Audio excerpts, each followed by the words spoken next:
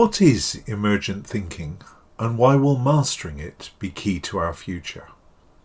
Keeping pace with our future has always relied on a process of change, changing our ideas, our methods, our tools, our behaviour. In simpler times, changing could often be done in isolation. We would have a concept of how we wanted things to be different, and then we would set about making that change. But as our situations have become more connected and complex, each new concept of how things might work differently impacts on a range of other concepts. These might be concepts we adopted in the past, or those that others have adopted over time or plan to adopt soon.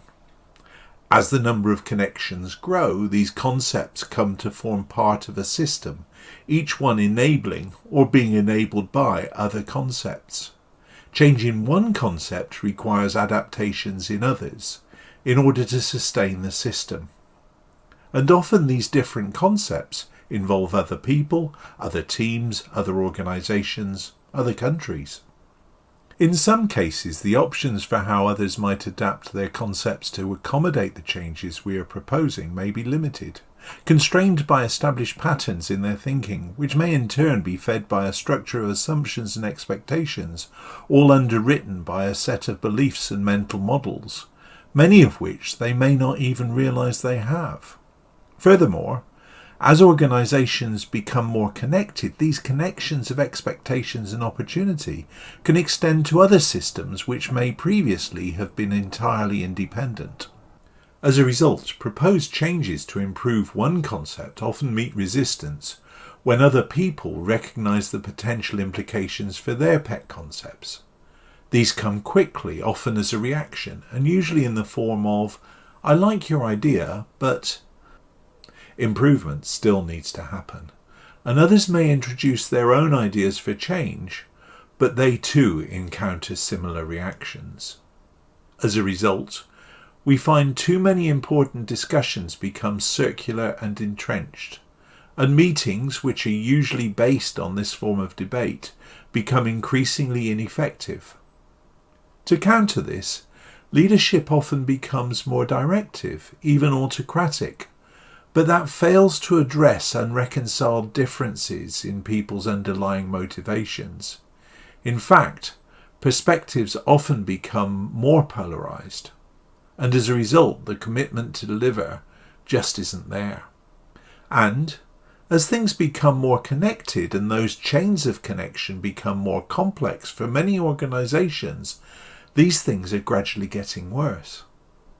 Meetings are more numerous, progress is slower, change doesn't stick, good people leave, stress increases and energy dwindles. This is the current reality, not just in many teams and organisations, but also in the world as a whole. Otto Scharmer, a great exponent of emergent thinking, describes this as three great divides. The ecological divide, manifests globally as overconsumption and degradation of resources, appears locally in greenwashing. The social divide, evident globally in conflict, polarisation and injustice, can be seen locally in silo thinking and failing services. And the spiritual divide, globally the world feels stuck, lost, while locally we struggle with stress and mental health issues. And the reality is we feel hamstrung. We can see that everything appears to be going in the wrong direction, but it is also complex and connected, or sometimes disconnected, that we are lost for answers. Let's face it, even if we have an answer, the people who need to do anything about it are pushing their own agendas. We are all on transmit, and no one is listening. And if they are listening, it is often to oppose the isolated concepts that are being put forward. The reality is our traditional methods of meeting and debate are not working at any level, on any scale. We need a new way of thinking together. Small groups, large teams, locally, nationally, globally. One that is compassionate, open, patient, attentive, humble, confident, creative, energised, where the best answers can emerge and be nurtured together into a viable, holistic solution that is beyond anything we individually thought possible. So how might we enable this emergent thinking?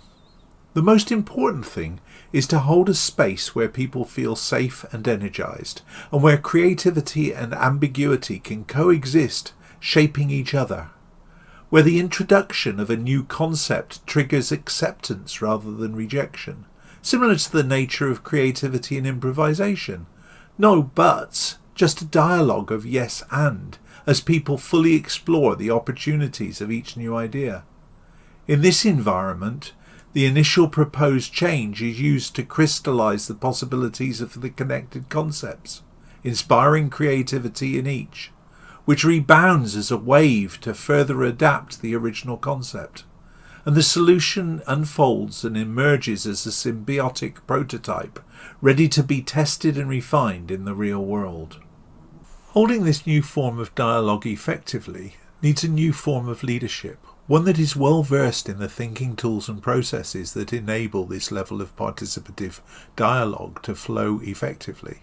A leadership that is confident in meta-thinking and using their style and the environment itself to maintain and navigate that flow.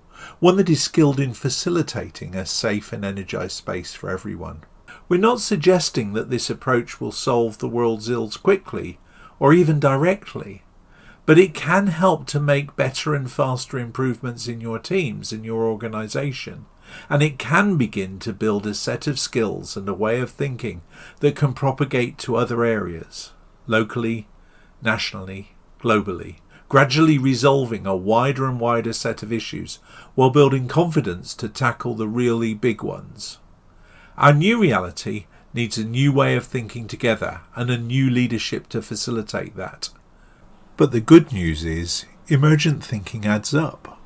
We can start where we are right now, knowing that, even in a small way, we are contributing to the culture that will be required to solve the most important issues of our time.